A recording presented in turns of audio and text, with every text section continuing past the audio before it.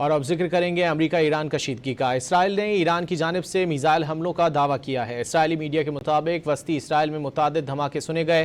مبینہ ایرانی میزائل روکنے کے لیے اسرائیلی فضائی دفاعی نظام بھی فعال ہو گیا۔ حملے کے بعد بن ایئرپورٹ کو بند کر دیا گیا۔ اسی حوالے سے بات کریں گے، ہمارے ساتھ موجود ہیں نمائندہ ڈان انور اقبال صاحب۔ انور صاحب بہت شکریہ آپ کے وقت کا۔ انور اقبال صاحب، اسرائیل نے ایران کی جانب سے میزائل حملوں کا دعویٰ کیا ہے، کیا تفصیلات ہیں آپ کے پاس؟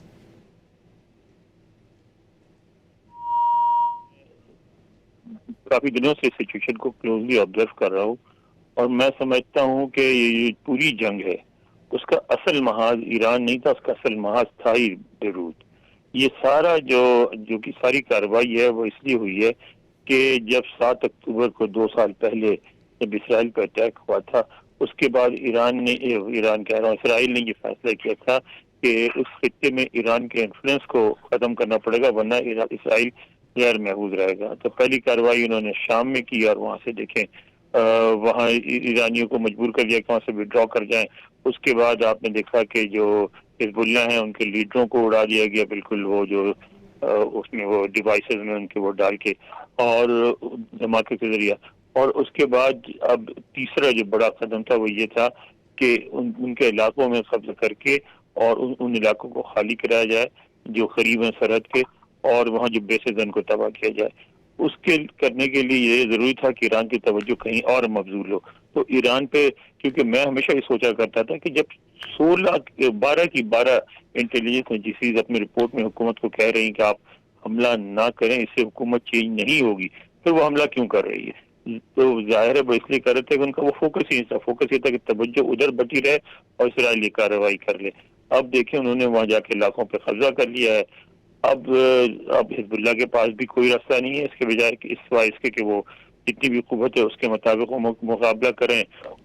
ایران کے پاس بھی اور کوئی آپشن نہیں ہے سوائے سے کہ وہ ڈیفینڈ کرے اپنے حلیفوں کو، اور اسرائیل جو ہے وہ بھی اس کے لیے اس نے پہلے سے تیاری کی ہوگی، وہ اپنے حملوں میں اضافہ کریں گے۔ اور اس کے بعد جب میرا خیال یہ جنگ چلے گی کافی دن تک، اور اس کے بعد اگر اسرائیل نے اپنے اہداف حاصل کر سکا تو وہ کر لے گا تو جنگ رک جائے گی، اگر نہیں کیا تو جس حد تک کارروائی کر سکے گا کر لے گا، اور اگر احساس ہوا کہ اسرائیل کمزور پڑ رہا ہے تو اس وقت صلح ہو جائے گی۔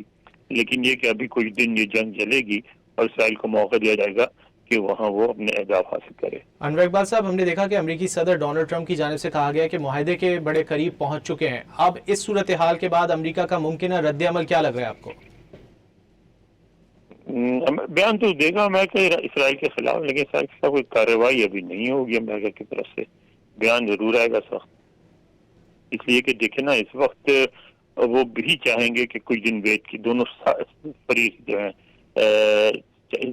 ایران کی کوشش ہوگی کہ جلد جلد صلح ہو تاکہ وہ ان کے جو حلیف جو الائز ہیں ساؤتھ لیبنان میں ان کو ڈیفینڈ کیا جا سکے، لیکن ان کی تو کوشش ہوگی کہ جتنا بھی ایران کو وہاں کمزور کیا کر سکیں اور ایران کے حلیفوں کو ٹارگیٹ کر سکیں، وہ ٹارگیٹ کرتے رہیں گے۔ تو ابھی تو کچھ دن یہ لڑائی اسی لیے میں سمجھتا ہوں کہ ابھی کچھ دن یہ چلے گی، اس کے بعد ہی کچھ ہوگا جو بھی رد عمل آئے گا کسی طرف سے۔ اچھا انور اقبال صاحب، امریکی صدر کا یہ بھی کہنا ہے کہ معاہدہ ہونے کے بعد سوچا جائے گا کہ جو ایران کے جو ایسٹس ہیں ان کو ریلیز کیا جائے، اس کے جو رد عمل ہے جو جس طرح کا برتاؤ ہوگا ایران کا اس کے بعد سوچا جائے گا۔ آپ سمجھتے ہیں سب کچھ ایران کو قابل قبول ہوگا؟ دیکھیں ایران بھی ایک بااختیار ملک ہے اور وہ اپنا ریزیلینس انہوں نے شو کیا ہے، وہ اپنی جگہ ڈٹے رہیں گے۔ دوسری طرف جو وہ ہیں امریکہ، وہ بھی اب اس پوزیشن میں ہے کہ اس کو وہ ڈیلے کرا سکتا ہے جتنا چاہے، تو وہ جتنا ڈیلے کراتا رہے گا۔ اور دیکھیں نا آخر میں یہ تو ایران نہیں کر سکتا نا کہ امریکہ سے مجبور ہو کے ذرا وہ کر لے، مجبور کر کے امریکہ کو آ کے یہاں سے لے جائے۔